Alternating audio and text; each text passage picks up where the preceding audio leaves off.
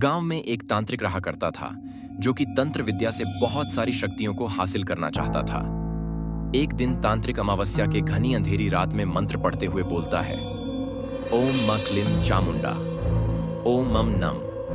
तांत्रिक ने मंत्र विद्या पूरी करने के बाद कहा, बस एक और कुंवारी लड़की की बलि चढ़ा दूं, उसके बाद मुझे सृष्टि पर राज करने से कोई नहीं रोक सकता।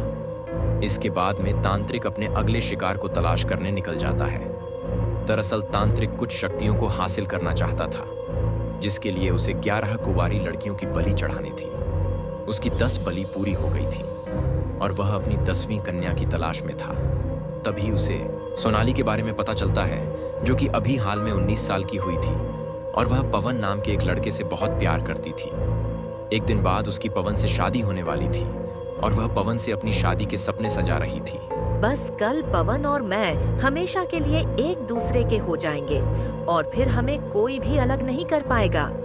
आखिर मैं कितनी खुशकिस्मत हूँ जो मुझे पवन का साथ मिला। सोनाली यह सब सोचकर बहुत ज्यादा खुश हो रही थी, लेकिन उसे क्या पता था कि उसकी खुशियों को जल्द ही किसी की नजर लगने वाली है।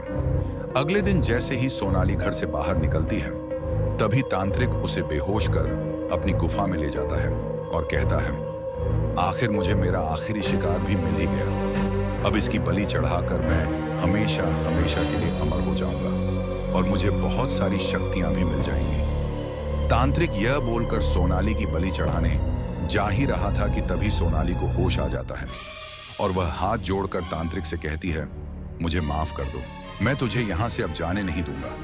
आज मैं तेरा सर काट कर तेरी बलि चढ़ाकर हमेशा के लिए अमर हो जाऊंगा और कई सार काली शक्तियों का मालिक बन जाऊंगा।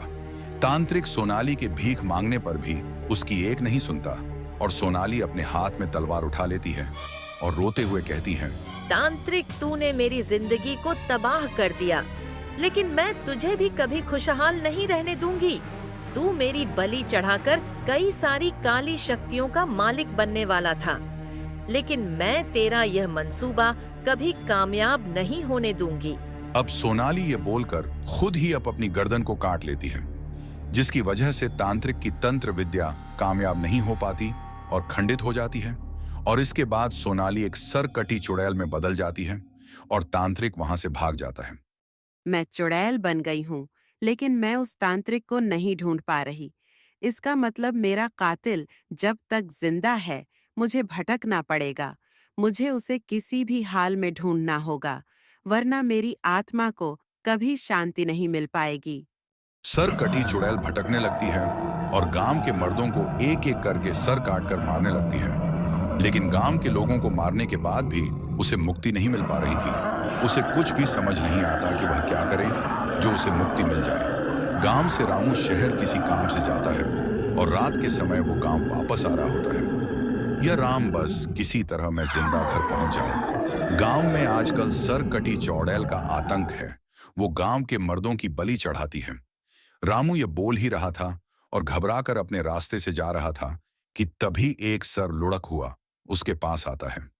वह उसे गेंद समझकर अपने हाथों में उठा लेता है। वह कोई और नहीं, सरकटी चुड़ैल का सर था।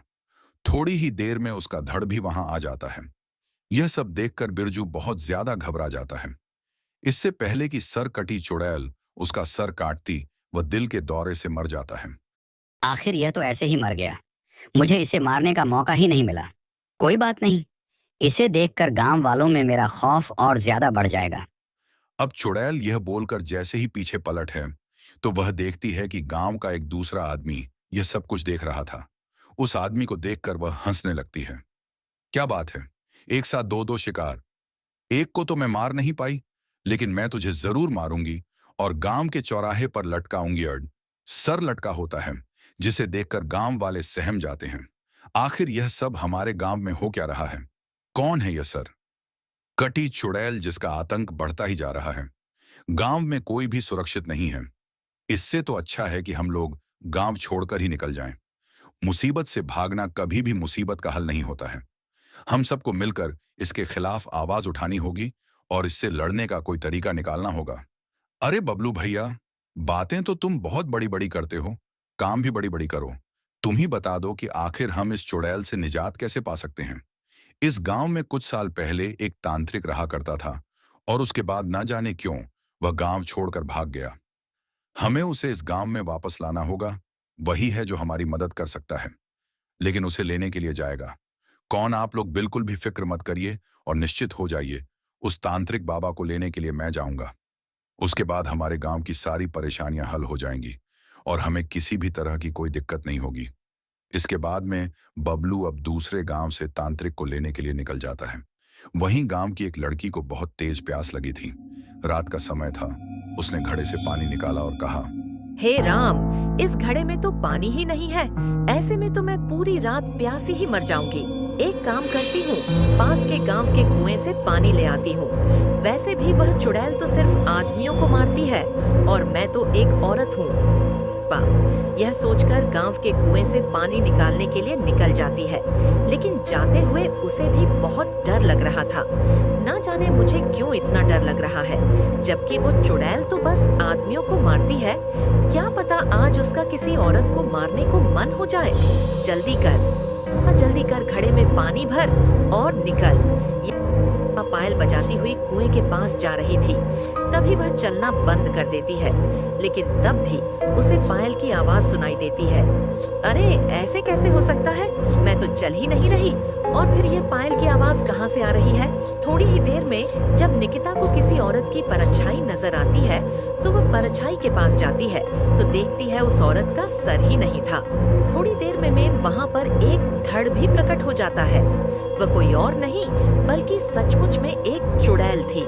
निकिता ने डरते हुए कहा, चुड़ैल, तुम तो सिर्फ मर्दों को मारती हो ना, और मैं मर्द नहीं हूँ। मैं सिर्फ मर्दों को नहीं मारती, मैं औरतों को भी मारती हूँ। लेकिन इस गांव की औरतें रात को बाहर ही नहीं निकलती तो मैं उन्हें मारूं कैसे। लेकिन आज मुझे अपना पहला शिकार मिला, जो कि एक औरत है। निकिता बहुत ज्यादा डर गई थी। उसे समझ नहीं आ रहा था कि अब वह चुड़ैल उसका क्या करने वाली है। वह अपने भगवान को याद करने लगती है कि कोई उसे बचा ले। जैसे ही चुड़ैल निकिता का सर धड़ से अलग करने वाली होती है, तभी वहाँ नीलेश तांत्रिक बाबा को लेकर आ जाता है और तांत्रिक बाबा ने कहा, रुक जा चुड़ैल, आज तेरा इस पृथ्वी पर आखिरी दिन है, तुझे मैं मुक्ति दिलवा कर रहूंगा। चुड़ैल ने पलट कर देखा तो वो तांत्रिक बाबा कोई और नहीं बल्कि वही तांत्रिक बाबा था जिसकी वजह से सोनाली की जान गई थी।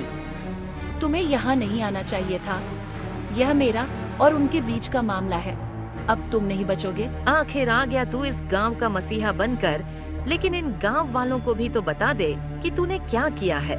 असल में कुछ ही देर में वहाँ पर सारे गांव वाले इकट्ठा हो जाते हैं। नीलेश ने हिम्मत करके कहा, आखिर क्या बोल रही हो तुम चुड़ैल? तांत्रिक बाबा ने क्या किया? यह तो बहुत अच्छे हैं। यही हमें तुम्हारे प्रकोप से बचाने के लिए इस गांव में आए हैं। इसके बाद में चुड़ैल गांव वालों को बताती है कि वह चुड़ैल बनी क्यों। यह सब कुछ जानकर नीलेश को भी बहुत गुस्सा आता है और गांव वाले भी तांत्रिक को घूर कर देखने लगते हैं। और तांत्रिक ने कहा, मुझे ऐसे घूर कर देखने की जरूरत नहीं है। अरे क्या हो गया? अगर मैंने इस गांव की 11 लड़कियों को मारने की कोशिश की तो उससे मुझे जो शक्तियां मिलती, मैं उन शक्तियों से गांव के बाकी लोगों की मदद भी तो करता। तांत्रिक बाबा, अगर आप किसी की मदद करते हो तो इसका मतलब यह नहीं कि आपको बाकी लोगों को मारने का हक मिल गया। चुड़ैल के साथ जो कुछ भी हुआ वो गलत किया था। आपने देखो, अब तुम सब लोग सोच लो। मैंने दूसरे गांव में रहकर 11 कन्याओं की बलि चढ़ाकर बहुत सारी अद्भुत शक्ति हासिल की है।